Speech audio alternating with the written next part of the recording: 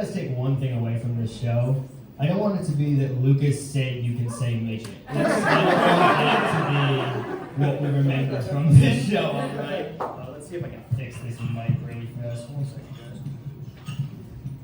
Can you hear me? All good? All good? Yeah, cool. Let's do a quick test. When I say comic, you say strip. Comic. Strip. Comic. Strip. When I say Kanye West, you say the first thing that comes to mind. Kanye. And I got a few of you, so you didn't say anything, but your mouth fucking moved anyway.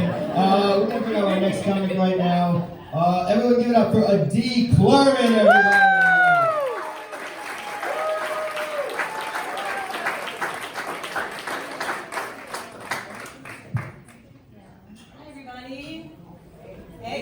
Let's get this started. I am Indian. Oh, no Indian for the audience? No? We got one? Okay, you're going to be very disappointed in like 2 minutes.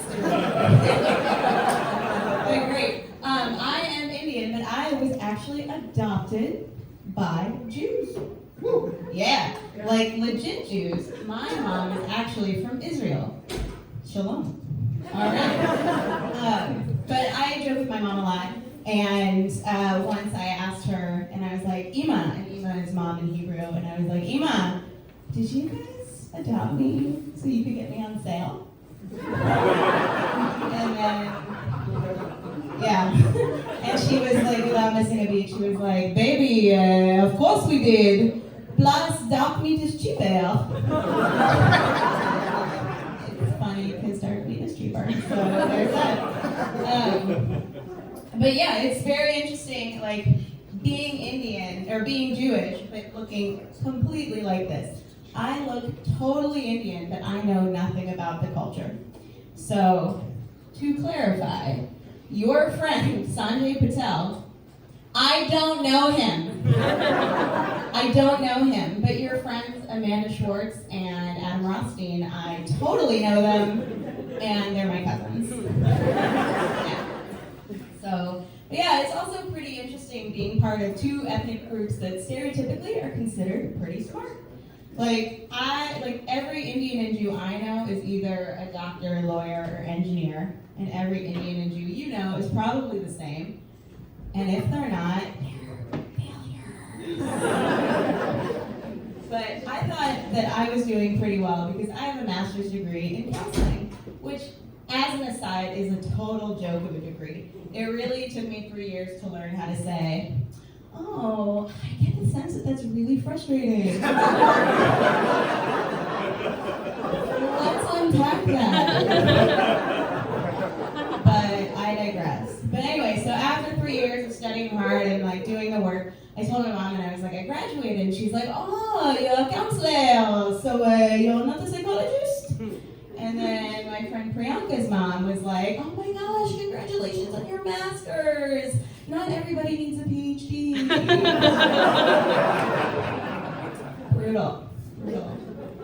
Have you ever had friends whose problems are so unrelatable that they're comical? Anybody? Like the ridiculous friend?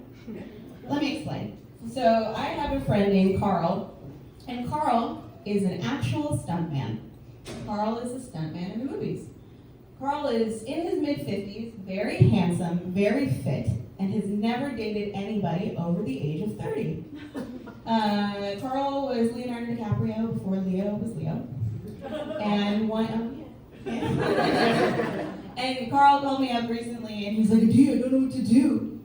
I'm dating a 27-year-old Russian swimsuit model, and she's got over 100,000 Instagram followers, and I'm really insecure.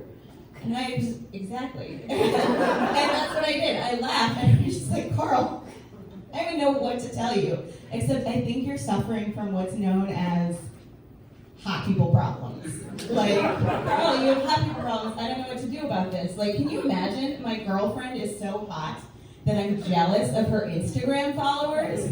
Like, what's next? My cheekbones are too high, and I'm only getting offered leading man parts in blockbusters? Like, shut up, Carl.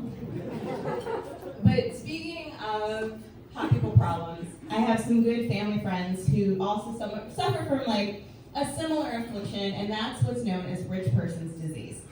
So let me tell you about that. So I recently flew home to Ohio for a wedding, and I ran into these family friends, and let's call them the Moneybags. So I ran into the Moneybags, and I was just like, hey, and I had recently moved to New York, and I had told them that, and they said, oh, Dee, we love New York. We love New York. When the kids were younger, we used to drop them off at school and take the jet and fly to New York for lunch. Have you ever been to Per Se? No, I've never, exactly, you're laughing. Oh, you're laughing, you know I've never been. Yeah, but no, I've never been to Per Se. And then afterwards, they were just like, yeah, but sometimes we would be having such a good time at lunch that we would fly back and miss child pickup. Can you believe it? Yes, Moneybags, I can believe it. If you fly to New York for lunch, you may miss child pickup. I'm not surprised. And I can also believe that the next time that you fly to New York, I will fly back to Ohio and rob your house. And I will make sure to leave before child pickup. That's all I've got.